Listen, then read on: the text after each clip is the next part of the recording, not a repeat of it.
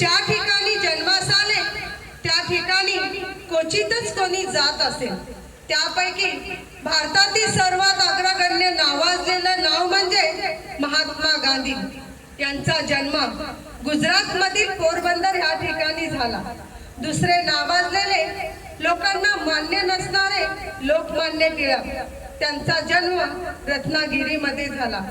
ज्यांना स्वातंत्र्यवीर सावरकर म्हणतात पण ते माफीवीर सावरकर आहे असं अनेक साहित्यिकांनी उघड केलेलं आहे। त्यांचा जन्म नाशिक जिल्ह्यातील भगूर या ठिकाणी झाला आणि काँग्रेसची स्थापना ज्यांनी केली ते लाला लजपतराय यांचा जन्म पंजाब मधील मोगा या ठिकाणी झाला। पण त्यांच्या जन्मस्थळाची कोणी चर्चाही करत नाही। पण मी मात्र पावन आहे, माझ्याशिवाय भारताचा इतिहासच अर्धवट आहे। एक कवी असं म्हणतो, महूचा तारा लखलखणारा, महूचा तारा लखलखणारा, दीन जनाचा तूच सहारा, दीन जनाचा तूच सहारा। अर्थ आला आता आमच्या या जीवनाला, अर्थ आला आता आमच्या या जीवनाला, करूया वंदना भीमाला, करूया वंदना भीमाला। ज्या ज्या वेळेस तुम्ही भीमरावाला, भिवाला, बाबासाहेबांना तुम्ही वंदन करता तेव्हा मी स्वतःला गर्व प्राप्त करून घेते। महू मध्य प्रदेश मधील इंदोर जवळचं गाव, याच ठिकाणी सुभेदार रामजी यांची सैनिकी प्राध्यापक म्हणून बदली झाली। इंग्लिश मध्ये MHOW military headquarter of war म्हणजे महू। रामजी सुभेदार व भीमाबाई यांच्या पोटी 1890 पर्यंत 13 मुलं जन्मास आली आणि 14वा रत्न माझ्या खुशीत जन्मास आलं हे मी माझं भाग्य समजते। हे 14वा रत्न जन्मास येताना एक अद्भुत घटना घडली। निसर्गही या महामानवास अनुकूल कसा होता। रामजी सुभेदारांचे मोठे चुलते ग्रहत्याग करून नाहीसे झाले, त्यांनी संन्यास घेतला होता असं समजलं। ते साधू झाले होते, अध्यात्म त्यांनी स्वीकारलं होतं। एके दिवशी महूच्या नदी किनारे त्यांना सुभेदाराच्या घरातील एका महिलेनं पाहिलं। ही बातमी तिने सुभेदारांना सांगितली। रामजी सुभेदार व भीमाबाई आपल्या मोठ्या चुलत्यास भेटण्यास गेले। त्यांनी त्यांना विनंती केली, घरी चला, परंतु त्यांनी नकार दिला। संसारी मोहपाशापासून मी संन्यास घेतला आहे, तेथे पुन्हा जाणे मला मान्य नाही असं त्यांनी सांगितलं।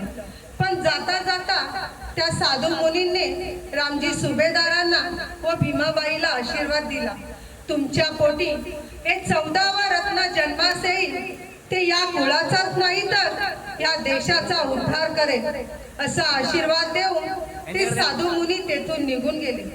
मी ऐकून आहे, महाकरुणाकार तथागत भगवान बुद्धाच्या जन्माच्या वेळी सुद्धा असंच काहीसं घडलं होतं।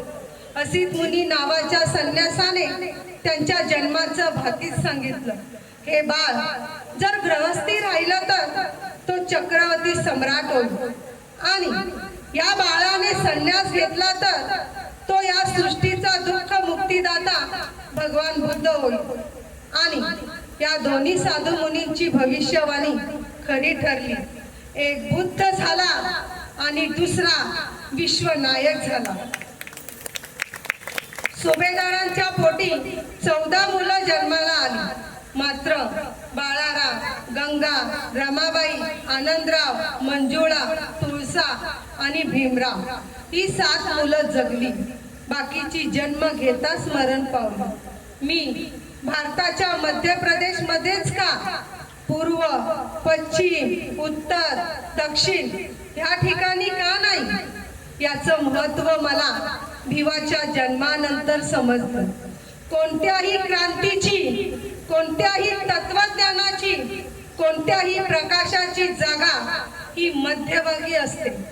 आईच्या मध्यभागी म्हणजे आईच्या खुशीत बाळही मध्यभागीच असते। त्याचं महत्त्व किती असते त्या जन्म देणाऱ्या आईलाच माहीत असते। म्हणून महू हे देशाच्या मध्यभागी आहे, मध्य प्रदेशमध्ये आहे. त्या आधारे भारताचा पाया माझा भीमराया, भारताचा पाया माझा भीमराया. ज्या प्रकारे सुभेदार रामजी हे कडक शिस्तीचे होते, त्याच धर्तीवर भीमाला जन्म देणारी भीमाई सुद्धा त्याच स्वभावाची होती. रामजी सुभेदारांची पूर्वीची गरिबी पाहता धर्मा मुरबाडकर यांच्या कुटुंबाने भीमाबाईचा रामजी सुभेदारांबरोबर लग्न करण्यास नकार दिला. कारण मुरबाड कुटुंबातील 7ही भाऊ लष्करात सुभेदार मेजर होते. त्यामुळे सैन्यात भरती होईपर्यंत रामजी सुभेदार हे गरीबच होते. परंतु भीमाईच्या भावाने रामजी सुभेदारापेक्षा दुसरा वर नाही म्हणून त्यांनी भीमाईचं लग्न सुभेदारांबरोबर लावलं. परंतु घराण्याचा त्या लग्नास विरोध होता. परंतु भीमाईने शपथ घेतली, जोपर्यंत सोनं वाळत घालण्या इतकी श्रीमंती माझ्या जवळ येत नाही तोपर्यंत मीही माहेरी येणार नाही. अशा स्वभावाने कर्मठचित्ती दाम्पत्यापोटी किंवा जन्मास येणं ही या देशाची गरज होती. हे स्वभावाने आणि विचाराने परिपूर्ण असलेलं कुटुंब मध्य प्रदेशमध्ये आलं आणि सर्वांना मोहून टाकलं. मलाही मोहू केलं. महूला मराठीत मध असं म्हणतात. ज्या मधमाशाच्या संघटितपणामुळे गोड मध खायला मिळतो, असा संघटितपणा तुमच्या भीमाला तुमच्याकडून अपेक्षित होता. मात्र तुम्ही संघटित न राहता आपापसात संघर्ष करत आहात. भिवाच्या जन्मामुळे माझी माती सोन्याची झाली, माझा उद्धार झाला. 2003 साली मध्य प्रदेश सरकारनं माझं महू हे नाव बदलून चक्क डॉक्टर बाबासाहेब आंबेडकर केलं. Mhow station doctor Ambedkar station केलं. मध्य प्रदेश सरकारच्या वतीने माझं मोठं स्मारक बांधलं गेलं. भिवाच्या जन्मामुळे मला एवढी मोठी उंची मिळाली. माझ्या समोर हिमालयही ठेंगणा वाटू लागला आहे. मी एवढंच सांगण्यासाठी आली आहे, भिवाचा जन्म माझ्या खुशीत झाला आहे. मी तुमच्या भिवाची जन्मभूमी आहे, पण भिवाची कर्मभूमी मात्र महाराष्ट्र आहे.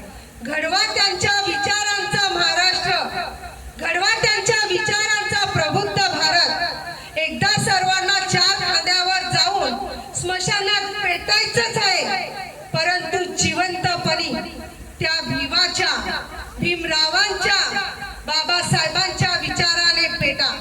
मग तुमचा वेग थांबवण्यासाठी कोणाची माय व्याली नाही. केवळ भिवाच्या जन्मामुळे मी पावन झाले. त्यांच्या कार्यामुळे तुम्ही शुद्ध व्हा, तुम्ही बुद्ध व्हा.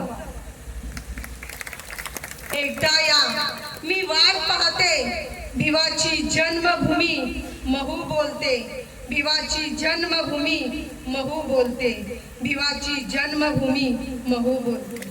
विश्वरत्न डॉक्टर बाबासाहेब आंबेडकरांचा आवाज नाही. विश्वरत्न डॉक्टर बाबासाहेब आंबेडकरांचा, विश्वरत्न डॉक्टर बाबासाहेब आंबेडकरांचा.